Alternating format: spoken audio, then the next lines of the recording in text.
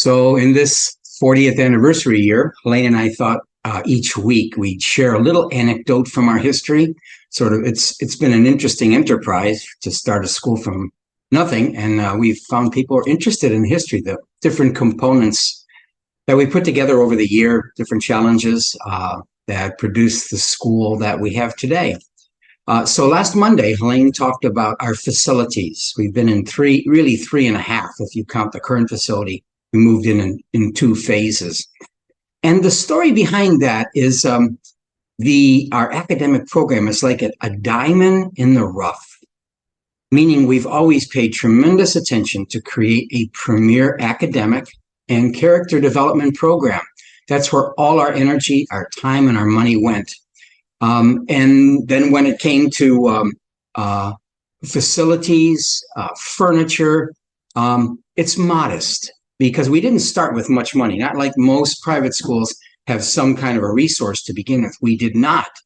But we made sure we would never compromise on the quality of that diamond, the premier academic and character development.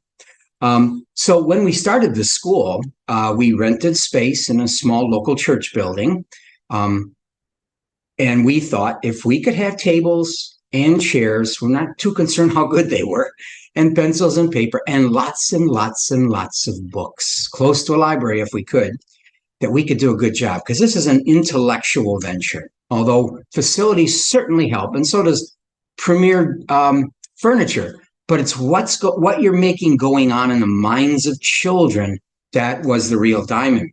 So we were still able to find the very best. We visited all the best, what we consider the best public schools, the best private schools, and we asked them, what do the top-notch incoming ninth graders look like? How do they write? What's their math like? What's their understanding of history? What kind of literature have they read? And then we worked backwards. We would make sure that our children were prepared at the highest level, despite whatever materials we had. Now, it's quite interesting. The libraries were a great resource, but so was Baldwin Wallace University. They let us use their curriculum lab, which had all the latest textbooks, the latest technology. So ironically, although the teachers had to go to Baldwin Wallace frequently, maybe more than once a week, to collect materials, to organize, and to be ready for school the next day. But they made it work. And very shortly after the opening of schools, our students began to make themselves known to local high schools and to some of the local, state, and even in some cases, the national academic competitions that we participated in. Then in the late 90s, we moved to Lorraine Road, to a Cleveland Metropolitan School District building. We moved into the basement, not the first floor, not the second floor, but the basement. We moved to the basement. That's all we had. That's all we could afford, but it was open to us. And just to give you, we were growing. To give you a little context of how tight it was, my office included me, the school secretary, Donna Perino, who was also the marketing director and the admissions director.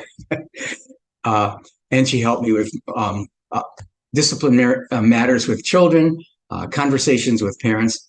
That office served all those functions. It's also the place that I met with teachers. It's also the place I met with new parents. And it was also the place where teachers came. It's the only place we had a copy machine. They'd come in and do their copies, and we'd take turns using it so that it became useful to everybody. But the point was, we made it work. We made that basement work. In fact, you'll get a kick out of this. I would recruit the 8th graders when we had a longer vacation, and they'd come into the school with me. We'd move all the furniture out of one room. We'd polish the floors. We'd wax the floors. Then we'd move everything back the next day and switch it around. We made it work. And, during that time, I had two interesting situations. One was of a mom and dad, both medical doctors. They were from the Middle East. And they sat down to find out whether they were going to send their 2 children, a boy and a girl, to the school. And I apologized. I said, I'm sorry, this isn't the greatest facility you could imagine for education. The father stopped me immediately. He says, I don't care. I know what's good. I went to a school that had a dirt floor, but I understood the quality of education that was being given to me. And so, people who had to look for the diamond, if you were looking for the diamond, you saw it. If you were looking for the facilities, if you were looking for the appearances of things, you wouldn't see it. It would cover up the diamond. Same thing during those years. We had a young man. Parents came seeking us out because they could not find adequate challenge for him anywhere. And here they found us in the basement of a former Cleveland Metropolitan School District building. Well, eventually he matriculated through Birchwood, and then he went into high school in the Cleveland area. He ended up in Harvard, and then he did an additional degree at MIT, and finally got his doctorate at Princeton. But the parents saw the diamond, despite what we lived, the facilities that we had and the furniture that we had. Then in the early 2000s, we continued to grow, and we located where we're at now, which was at that time Ascension School. They were consolidating with other schools, as a lot of schools during that time did, urban schools particularly. So we rented what is now the North Wing. It includes the first through fourth on the second floor, and the kindergarten, 3-year-old and 4-year-old program on the first floor. Well, when we moved in, we occupied all of it. And we occupied a room in the what then was a converted convent, now is a bountiful basement. Again, the situation in the office, that was our office. It was the same way, except it was a little bit bigger, so it also served as a room to educate children in. So we squeezed everything in. But we had to find furniture. We had to find lockers. We had to find all kinds of things we didn't have, all secondhand. We became very good friends with used business furniture offices, because we were always checking again. Do you have this? Do you have this? And the same thing with any kind of technology equipment. But we had no air conditioning. That was a big one. So come August and good part of September, it was hot. We had to find all kinds of alternative ways to go outside and sit under the trees in the cool breeze. But once again, the diamond was preserved. In those years, the quality of students we turned out to the best high schools in Cleveland did not diminish whatsoever. But we made decisions. Where we're going to put our time and energy has to be with the minds of young people and with the character shaping of young people.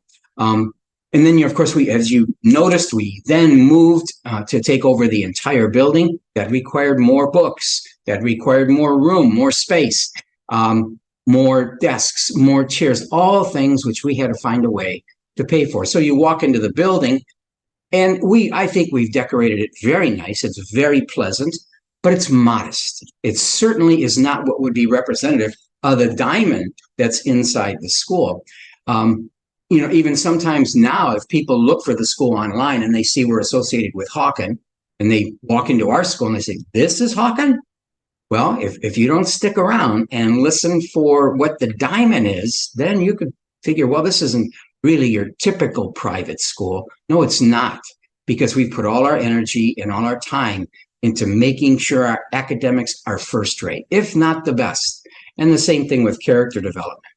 And bringing up Hawken, I'll probably mention in 2016, when we merged, that merger was, for what we got out of it, was long-term security, financial security. It was an existential thing for us. So if there's a long-term downturn in our country's economy, or for some reason a sustained dip in enrollment, we're back now by Hawken School. But as far as running our own budget, it's us. We do not have a huge income whereby we can now change the kind of furniture we have, or change the building that we have, or like what every single parent mentions to me, do you know you could use a playground? Oh, I see. I never recognized that. Not so. I love to have a playground. But if I'm going to put money into my teachers, or I'm going to put money into programming, that's going to come before a playground. Children are quite happy in the playground that they have.